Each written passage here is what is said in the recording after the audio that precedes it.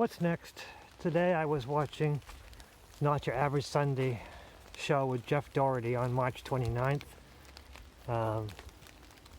And although I can't participate in chat because he blocked me, I still watched the whole thing. Sometimes I avoid the live stuff because I want to chat.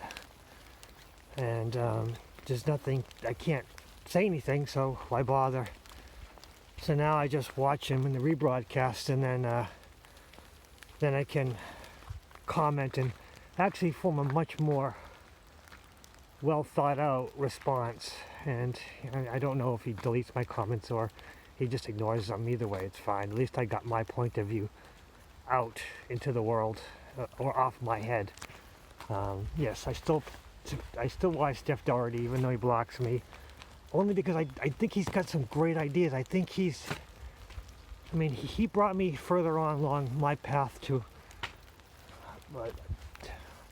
dialectic thinking, basically listening to others' point of view, and not having to agree with them, but just listening to what they have to say, and by listening to what others say, you can get more about your own point of view. He says things like, you have no original sin. Oh, I agree with that. We don't have original sin. As an individual, it's our power. We are an aspect of God within ourselves. And the original sin was just put on us by the dogma of the religion. Original sin was never really brought up by the original Christians. Another thought is, you have the spark of divinity within, you're sovereign and free.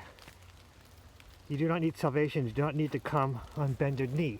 Yes, because we are each an aspect of God. We are each God for our own lives. We are in the full power of our own life path. We can materialize. We can manifest perfection in our life if we focus on good things, and materialize garbage in our lives if we focus on bad things. This is all true. So I do agree that, we should really focus on being positive. 100% agree with him. Right on the money. But it's like his core beliefs are just manipulated by his own personal aggravated negative energy dogmas. It's like his evangelical side has come forward, because anyone who expresses any alternate opinion, he just shoots down right away without listening. And the point is, I'm not asking him to agree with others' opinion. I'm more to the point asking him just to listen. He's so simple-minded that he's so focused on what he knows that anything against it, causes a shift in his mind. And he always pushes. He pushes. He had a whole video on maintaining dialectic discussion. In being against didactic discussion, and that video really put so much enlightenment on me. And then I watch him and I realize, holy crap, he's so didactic in his, as long as you agree with him, oh yeah, that's great. And you can disagree a little bit, but disagree too much, you're blocked, you're dumped, you need to rip you to pieces by little bits of fact. So he makes you look like an idiot by taking what you say and manipulating it to make himself look like this great individual, and that's irritating. Something that he, one of his people, let's see, I'll say TD. I don't want to push people out, but TD said, associate with people with the same vision of the future. The problem with that is, when you associate yourself with yes men, you'll never grow. You have to have people who challenge you. You have to challenge your beliefs, not to tell you, what to believe, but more make you think. Thinking is so much more important in this life. You can't just accept everything that others have told you, and you also can't accept that what you once believed right now, because in the future, things will come and they're going to change your beliefs, and they're going to shake you up. You have to use your knowledge and grow. We have to grow. We're always growing. That's what life is. It's all about growing. It's about learning new things, making new facts, reassessing bearings. If your bearings are set for the same thing as you go, wind and tide you can't see will shift your direction, and you'll end up being off course. You have to continually readjust your bearings in life.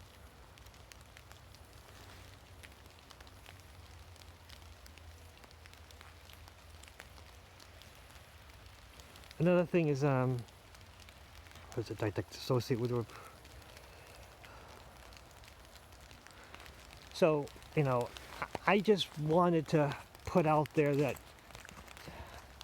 Jeff Daugherty does have some really great information, but he's gonna crush you. He's gonna, if you express anything against his point of view, against his dogma, he's gonna crush you, and you can't take it personal. I mean, he's always said about, question answers. Make questions and question answers. And yes, exactly. When anyone ever tells you, you have to take it, and decide how it works in your life, because we live on so many perspectives. Our life is pure perspective. And when someone tells us, and actually the same fact told to two different people, due to their own personal perspective, can mean two different things. And then those two people will argue over that fact. But it really is not the same fact, because it's been manipulated a little bit. So that's why listening to what other people think is important.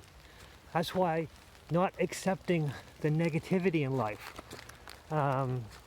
Jeff Daugherty have said that, love me or hate me, but don't just be ambivalent towards me. Because he says he's using the negative thing as energy, blowing out the fire arrow, blowing out the arrow and putting it in his quiver. He's so manipulated by his own aggression.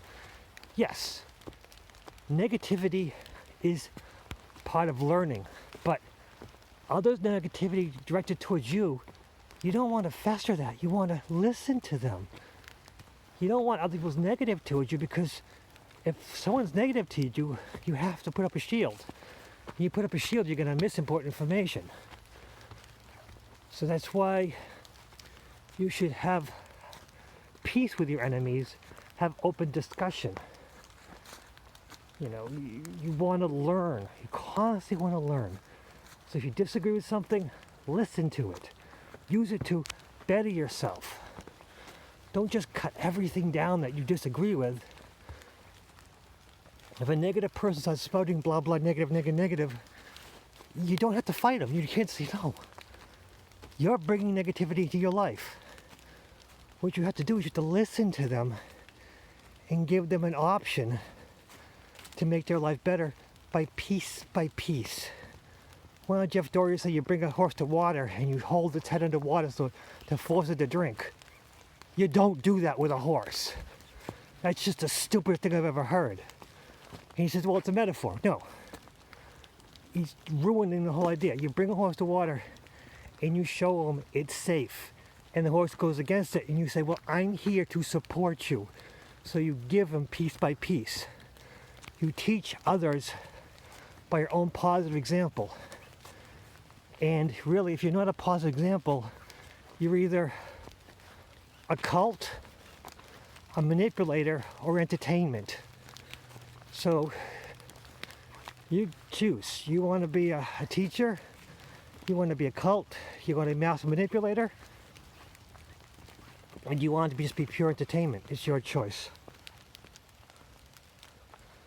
And life is about constantly moving forward, constantly learning, constantly bettering ourselves, taking what others people say, listening fully, with full attention. Don't need to wait to talk. You just listen, and no matter what they say, even if you 100% disagree with it, you listen compassionately. And whatever you agree, just pick up that. Whatever you disagree with, just use it as an anecdote, as a piece of information that you can utilize to learn more about them. Because even if you disagree with someone 100%, you can learn about them. Because the story is not much the story, as in the theme of the story and how much other things lead into each other. Because the longer someone's talk, the more you'll learn about them. So even if they're 100% a down, sad, depressing person who you really don't want to hang around with, maybe by listening to them a little bit better, you'll learn something that you do want to hang around with them. I mean, I have friends who are very, negative, but they have such great stories and they're such great people inside. It's just their negativity has overshadowed that. And someday, their better self will come out. It might not be in this life, maybe on the other side, because maybe their life is to teach others through their negativity. Who am I to judge? And if, maybe that was my path forward, and maybe I've changed things, and I want to be more positive, because I was a depressed, negative person for years.